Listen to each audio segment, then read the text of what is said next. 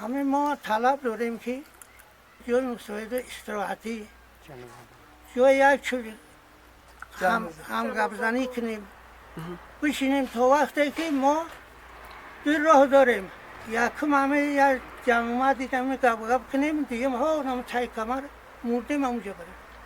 حفیظ عبیدوی 85 ساله از مقامات می‌خواهد گوشه از مسجد سابقشان را در اختیار پیرمردان دهه گذارند. مسجد دهه عثمان بیکر را سال 2017 هم غیر قانونی اعلان کرده بستند و امسال به بنگاه طبی تبدیل دادند. بین یک هفته شد می آوردم بنگاه طبی گفتم اونجا نیست آوردم در اونجا موندم.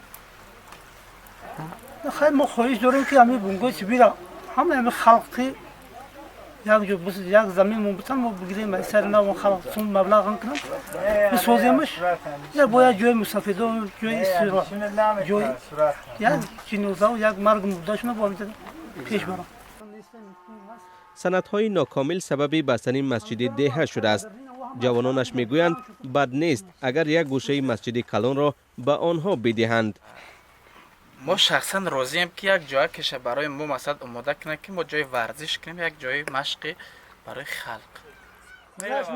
مقامات گفتند که درخواست‌های اهالی عثمان بیکر را به اینابت میگیرند ولی بعد این سکوت کردند.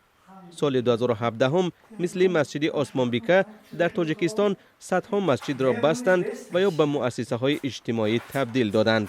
یکی را به شکریه شریفه و زنی کم بضاعتی از شهر کولاب دادند که آن هم مسئله جنجالی شد. همه این قید دوام میکن هر کلمه دا بیستو بچه مرا تو کنم که دور میبریم جگه میشه جا مرا جایی که نه حکومت زلال بینن نه خدمت کنن نه خدمت بچم یا جایی که اینجا که نگاوزه خدمت